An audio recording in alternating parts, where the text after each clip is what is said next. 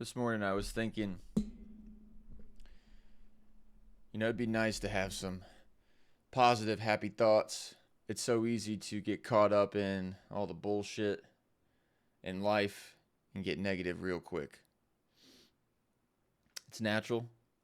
It's natural to feel negative at times, but at the same time, if we can do something about it and feel better, let's do that. So today, I'm going to create what's called a gym in Gemini. Imagine that. And we can use it to give us positive thoughts, positive words, grateful words, anything to kind of lift our day and make us feel better. And then the more we kind of see these words, see these thoughts, the more we can have it naturally ourselves. So it's like we're kind of helping to build our positivity mental garden by kind of using our training wheels at first. And not even necessarily training wheels, because it's always good to have helpful reminders. And it doesn't necessarily mean you have to do without to finally be positive. Anyway, let us take a look here. So this is what we want to do. I'm going to create a gym that is based on positivity and gratitudes. A gym where you basically ask for words and it gives you back either a way to be grateful, something that will make you feel grateful, something that is positive, something beautiful, something to brighten a person's day. Give me the instructions for that. And so then I will put this gym, creating a gym. No, not a gym. No. No, not a gym. A gem. God damn it. Hold on. Gym instructions. It knows what this is.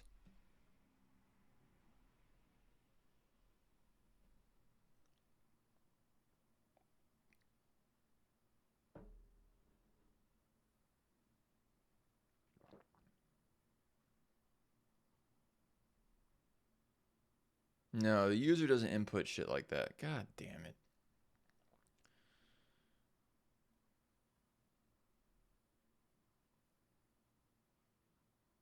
What is it talking about? A physical gym? No. All right.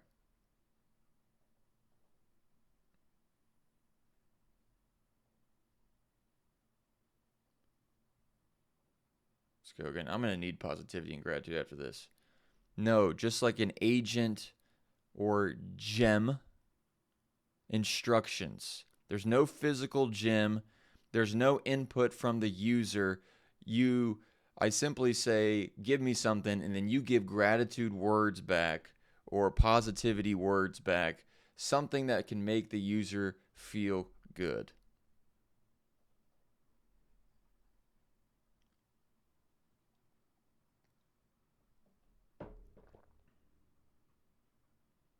Yes, this is better.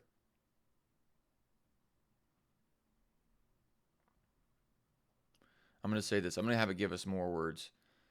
Do more than 2 to 4 sentences. Do 4 to 8 sentences. It's not a question mark. All right, here we go.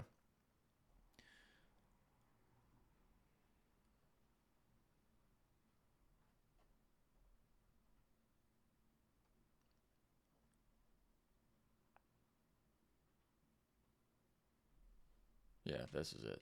All right, so now, cool.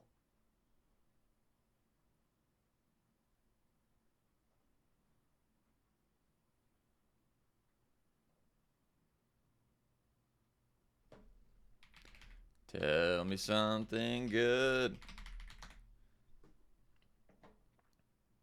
Here we go.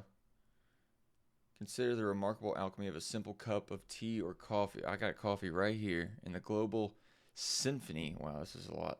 Required to bring it to your hands from the high altitude slopes where the leaves or beans first, drank in the sunlight to the steam rising in soft curls against your face. You are holding a physical connection to distant lands and dedicated hands. Wow. There's a profound peace in that first sip. A deliberate pause that allows the warmth to spread through your chest and steady your heart. This ritual is a gift of presence, a small bridge between the rush of the outside world and the stillness of your inner... Okay, this is a bit too much, honestly.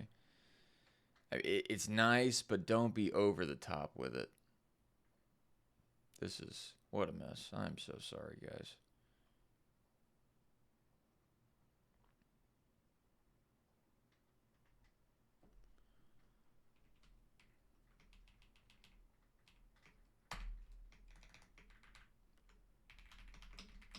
Do not be over the top nice or cringy. Make it so that a person who is generally negative would not be turned off by it. Idiot.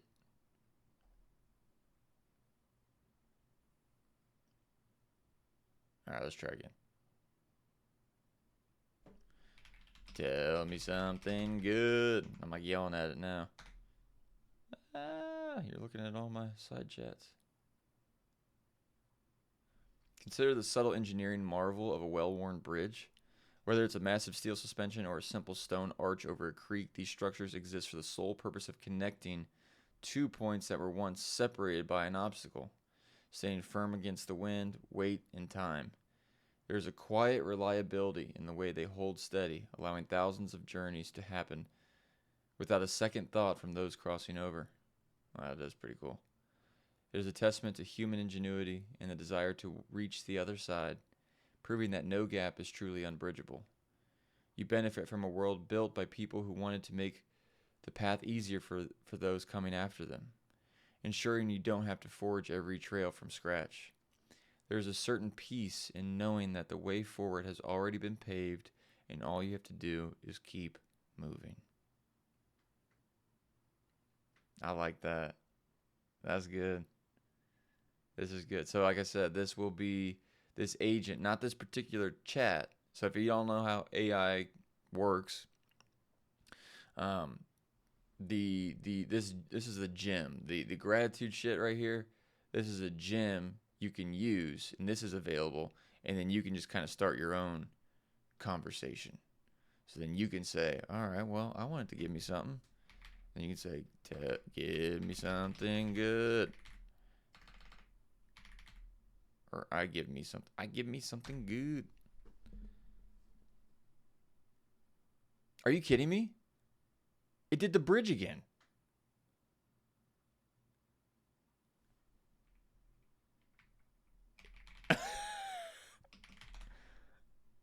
Is it on? Dude, that's suspect.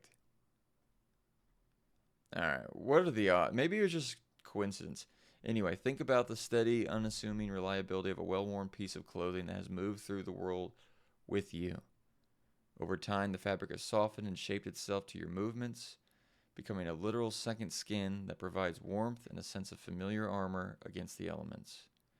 There is a subtle history woven into the threads, the memory of cold mornings, long walks, or quiet evenings spent in comfort.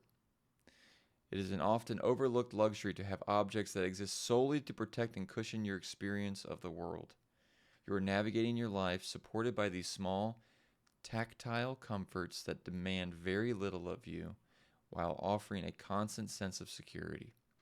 There is a grounded peace to be found in the simple physical things that help you feel at home in your own body wherever you go. It's pretty good. Let's keep going.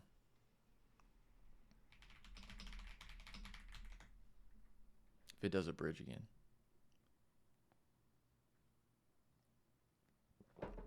Consider the understated brilliance of the atmosphere.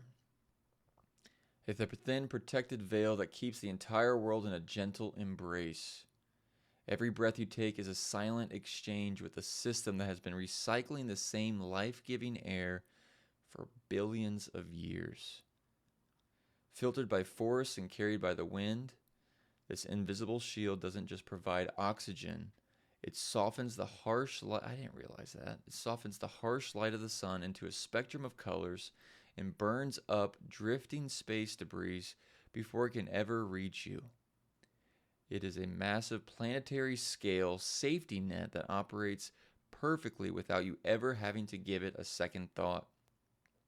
You are living inside a masterpiece of physics designed to sustain you, providing a constant pressurized space where life can simply happen.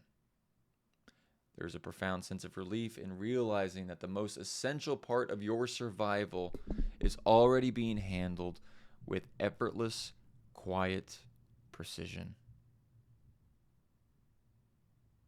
Bro, that's crazy. And so for me, I don't know if you can hear that thunder or not. It's coming down hard. There is something beautiful. To me, I get fascinated by shit like this. Something like the atmosphere. I mean, yeah, we know it. I mean, I've heard of it, learned about it in school many a year ago. But I don't remember that. You don't think about that on a daily basis. We take it for granted. Things you get used to, we take for granted. And so with that, I kind of want to look up now what makes this this atmosphere so dope. Like, what would happen if we didn't have it? So I was reading up on the atmosphere and how that helps keep oxygen and air in and prevents things that like comets and whatnot from crashing in and hurting us. Can you just tell us what it would be like to not have this atmosphere that we take for granted?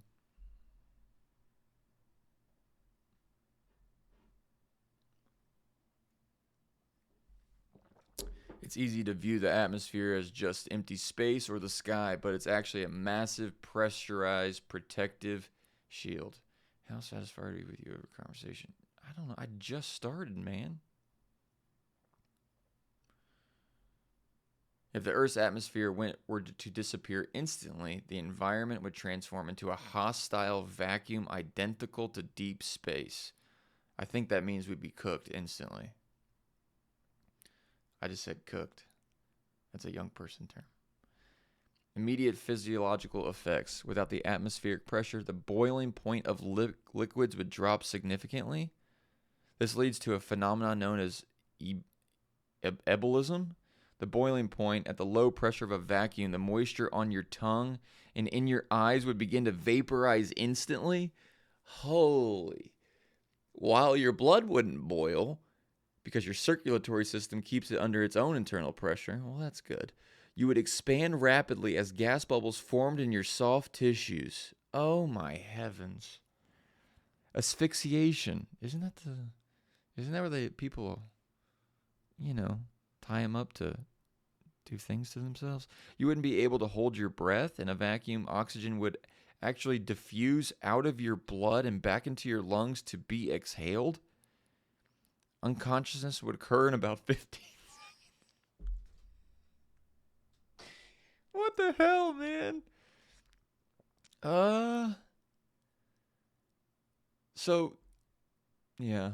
This started out creating a positivity gratitude agent or gem, but now I get off track, and now we're learning how our blood wouldn't boil, but our eyes would vaporize. I do this because this makes me feel grateful to learn what would be happening if we didn't have this thing. And so often in the world of gratitude and taking things for granted, it's, you don't know what you got till it's gone. How many times have you heard people that they unfortunately get sick or get in a car accident, they lose a part of their body or something that they're no longer able to do. And then they're just like, damn, y'all don't know how good you guys have it. I didn't know how good I had it. And so I think there is a benefit with kind of gratitude practices to learn what it would be like without something, even if it is as seemingly ridiculous as the atmosphere on the earth. Because right now there's things that are just happening we don't know about or don't think about that are allowing our lives to continue. And not to mention, it's kind of cool as hell to learn. The blue sky we see is a result of Rayleigh scattering. Well, of course. Where the atmosphere disperses shorter blue wavelengths of sunlight. Is that why that sky's blue? Eternal blackness. Without air to scatter the light. Oh, that's interesting. Air is because apparently light is like a bunch of different colors. Light contains all the colors? Does light contain all colors? I think so. Yeah. White light, such as sunlight, is a mixture of all the visible colors, roughly in equal proportions. It's literally like a rainbow. When these colors, red, orange, yellow, green, blue, indigo, violet. Oh, that was fun to say. Red, orange, yellow, green, blue, indigo, violet are combined. Our eyes perceive the combination as white. Our eyes perceive it as white. Is it not actually white? There's too much to learn in life. While white light contains the full spectrum of visible wavelengths, it does not contain every possible color perception, such as brown or magenta, which are often created by our... excuse me. Oh. I burped and it cracked my back. Oh. Thank you, spine, for having my back not be popped for 15 minutes. Which are often created by our brains interpreting the absence or mixture of certain wavelengths. This is heavy shit. Sound is mechanical. All right, I think I'm done. Well, here we go. The atmosphere acts as a thermal blanket as well, trapping heat through the greenhouse effect and distributing it around the planet. Flash, freezing, and scorching on the side of the Earth's on the side of the Earth facing the sun. Temperatures would soar well above 100 degrees Celsius. For you Americans out there, like me, because I don't know what this is. 212. On the night side or any shadow, temperatures would plummet to roughly 150. So even more. So like 300, -3. There would be no breeze or air movements to moderate these shifts. It would just be an instant blast. As you noted, the atmosphere is our primary defense against space debris. Currently, millions of small meteors burn up in the upper atmosphere every day. Millions? Without that friction to burn them away, the Earth's surface would be constantly peppered by high-speed space gravel, creating a cratered landscape similar to the moon. Wait, boiling oceans. Pressure is what keeps liquid water in a liquid state. I didn't know this. I'm sure I learned it. But just like my brain without an atmosphere, it escaped. Vaporization. Without the weight of the atmosphere pressing down, the oceans would begin to boil away into water vapor. Eventually, an equilibrium might be reached where the water vapor itself creates a thin new atmosphere. But the Earth, as a blue marble, would effectively cease to exist. My heavens. Was a certain string.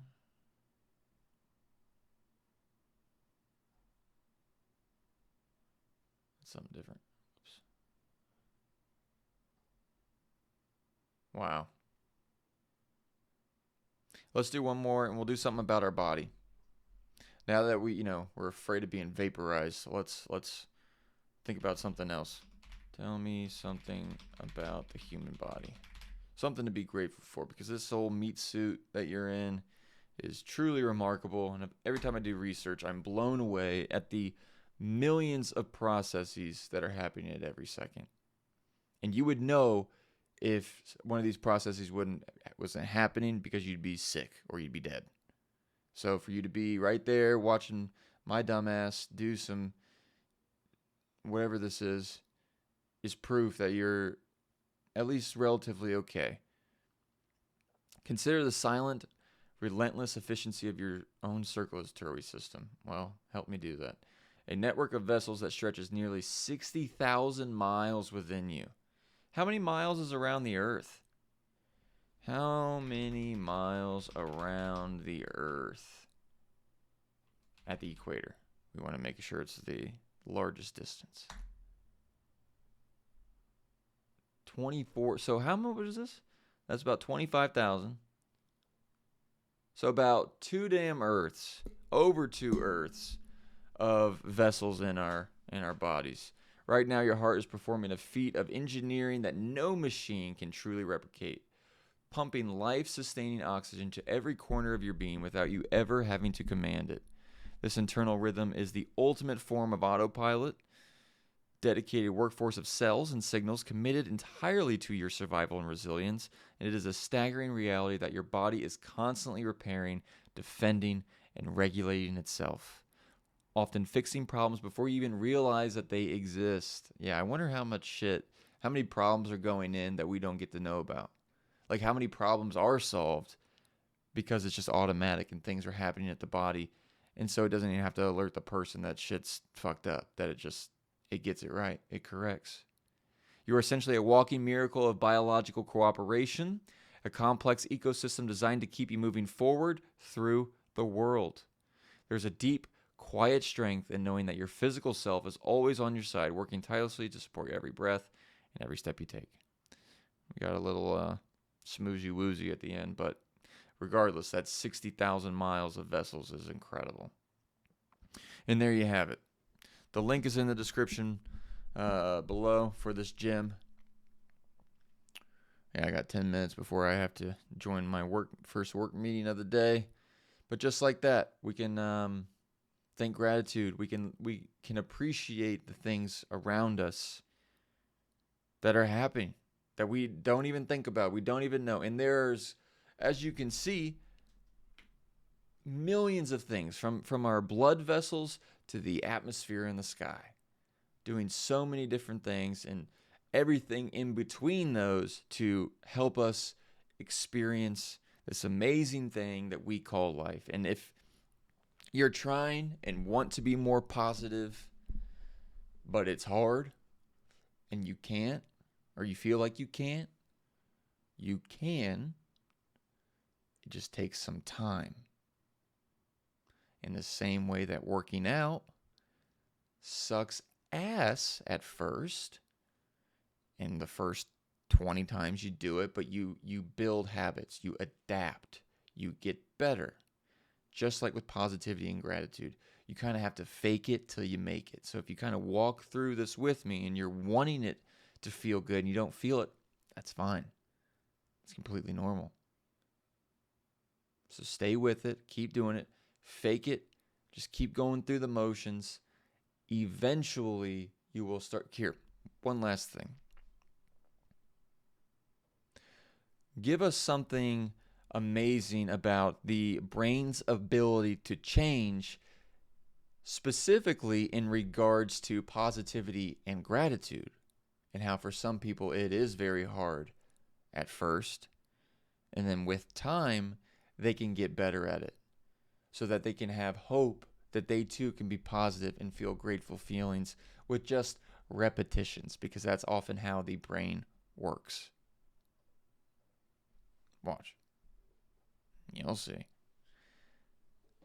I love how it doesn't, it frames it in the way. Consider the physical reality of neuroplasticity, the brain's literal ability to remodel its own internal landscape based on what you choose to focus on. For someone accustomed to a negative outlook, the neural pathways for skepticism are well-paved highways. If you're negative, that means those neural circuits are just a little stronger. They're efficient and easy for thoughts to travel down because they're more established. While the pathways for gratitude might feel like overgrown, difficult trails, it's hard to get through, but we got to clear out that brush. So when you first attempt to shift your perspective, it feels clunky, it feels fake, because you're essentially asking your brain to forge a brand new path through dense territory. However, every time you intentionally acknowledge something good, you're laying down a single brick on that new road, gradually making the positive thought loop easier to access. Over time, through simple repetition, the brain physically strengthens these connections and prunes away the old, unused ones, eventually making a more balanced perspective your default setting rather than a forced effort. It is an empowering biological fact that your mind is not a fixed stone. It is not fixed. People often equate, I'm just this way. I'm just a negative person. Right now you are. And that belief is perpetuating it. The belief that this is just the way I am makes it seem that your mind is a fixed stone. And I forget who said it, but he who says he can or she says he can't are both usually right. So it's up to you to believe that something different is possible. And that may not be tomorrow, may not be 5 days, but with repetition, this is how the brain works.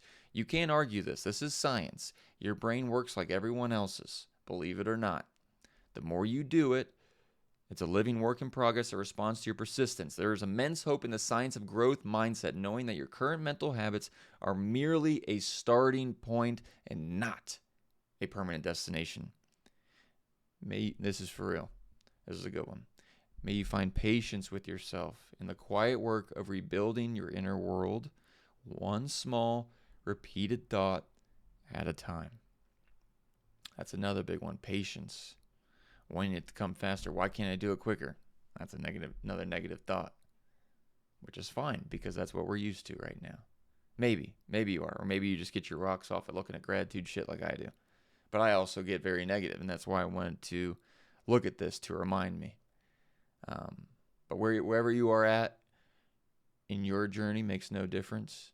It all starts with a single step. So check out the link in the description below to take you to this gym. This Positivity Gratitude Companion is what it's called. I'll make this shareable for all the folks that are interested. I got to go to my work meeting. Thank you all. I'm wishing you all a beautiful day. As my principal in elementary school said, make it a great day or not. The choice is yours. Thank you.